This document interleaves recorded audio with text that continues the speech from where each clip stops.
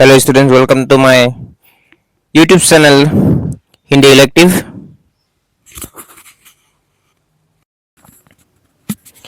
যিহেতু মোৰ নতুন চেনেল সকলোৱে সাবস্ক্ৰাইব কৰি ল'বা ভিডিঅ' পাবৰ কাৰণে।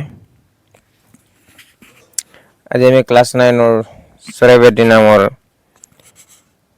যিটো কবিতা আছে সেই কবিতাটোৰ কুৱেশ্যন আনসাৰ কৰিবলৈ চেষ্টা কৰিম। সো দেৰি নকৰি ভিডিঅ'টো আৰম্ভ কৰিছোঁ। प्रथम क्वेश्चन तो चुआ कवि ने चलते चलो का संदेश कवि ने किसे दिया है। कवि ने डूबा होल प्रिंटिंग मिस। कवि ने चलते चलो का संदेश हमें यानी मनुष्य को दिया है। ख कवि ने वसुधा को रत्नमयी क्यों कहा है। कवि ने वसुधा को रत्नमयी इसलिए कहा है क्योंकि पृथ्वी ने हमें आश्रय और जीवन धारण करने के लिए सब कुछ दिया है। अर्थात पृथ्वी से ही हमें वे सारे उपकरण एवं साधन प्राप्त हो जाते हैं जिनसे हमें आश्रय और जीवन निर्वाह करने में आसानी होती है।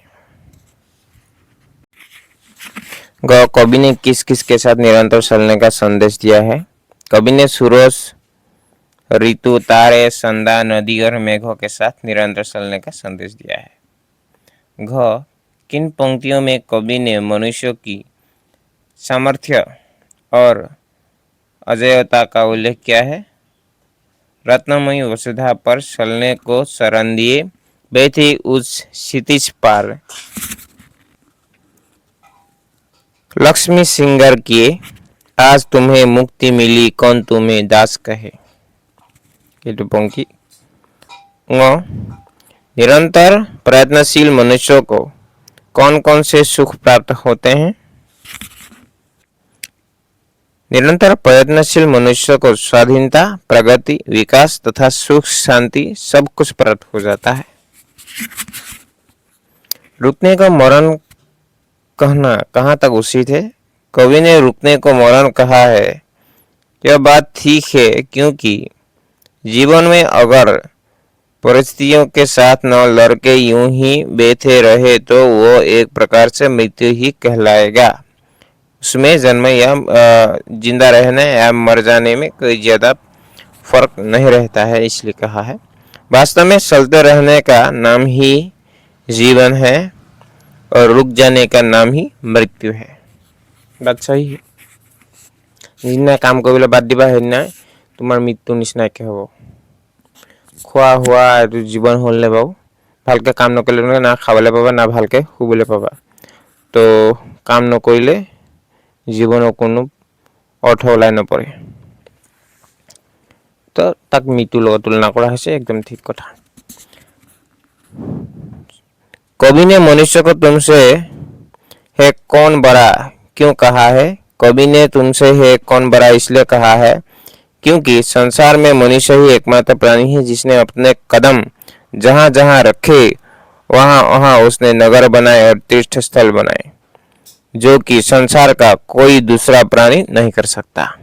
সেইকাৰণে মনুষ্যক সকলোকে ডাঙৰ সকলোকে শ্ৰেষ্ঠ বুলি কৈছে যিহেতু মনুষ্যৰ বিবেক জ্ঞান দিছে ভগৱানে আৰু মনুষ্যৰ বলতে বিভিন্ন জেগাত ঠাইত কি ঠাই হলনি হৈছে পৰিস্থিতি হলনি হৈছে নগৰ বনিছে চহৰ বনিছে তীৰ্থস্থান বনিছে কোনে বনাইছে মানুহে বনাইছে মানুহে একমাত্ৰ এনেকুৱা প্ৰাণী যিয়ে এইসমূহ বনাব পাৰে।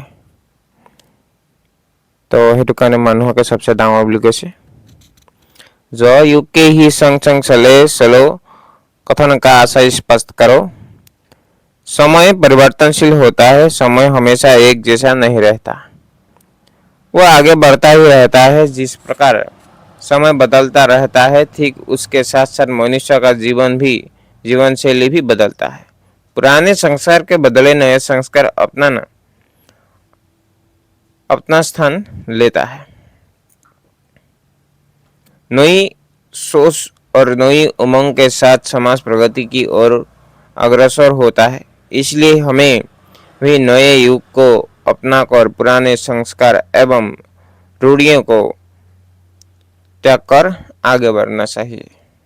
युग के ही संग संग चले चलो जुगৰ লগত চলিব লাগিব তোমালোকে আগবাঢ়িব লাগিব ৰৈ গ'লে নহ'ব সময়ৰ লগত পৰিৱৰ্তন হৈ যাব লাগিব। পুৰণিকলীয়া নীতি নিয়মবোৰকে যদি আমি ধৰি ৰাখোঁ তো তেতিয়াহ'লে আমি জীৱনত কেতিয়াও আগবাঢ়িব নোৱাৰিম। আমি আধুনিকতাক কেতিয়াও আমি হাত বাউল দি মাতিব নোৱাৰিম। আধুনিক যুগত যিখিনি বস্তু আছে বা যিখিনি সা সুবিধা আমি পাব পাৰোঁ সেইখিনিৰ পৰা সদায় আমি বঞ্চিত হৈ থাকিব লাগিব।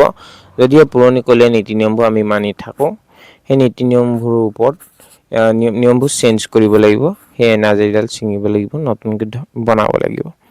তো তেতিয়া সম্ভৱ হ'ব। বা যি কি নহওক কথা এইখিনি লিখিব, মই কমেণ্ট বুজাই দিছোঁ। নেক্সট 9 বুলি মেনশ্যন কৰা হ'ল। नरेश मेहता आस्था और जागृति के कवि है, कविता के आधार पर सिद्ध करो। क्यों नरेश मेहता को आस्था और जागृति के कवि कहा जाता है? कवि ने प्रकृति के द्वारा परिचालित यह एक विचित्र लीलाभूमि कहते हैं। यहाँ प्रयुक्त सूर्य, तारे, नदी और मेघ आदि वास्तविक रूप में मिलते हैं। हर चीज हमें विकास के प्रतीक रूप में मिलते हैं। यदि हमें आस्था और जागृति भावों से जागृत भावों से कोई काम लेने से कामयाब होना निश्चित है। इसलिए कवि को आस्था और जागृति रूप में माना जाता है। कवि को आस्था और जागृति के रूप में इसीलिए माना जाता है। नेक्स्ट तुम्हारे আছে एक शब्द लिखो।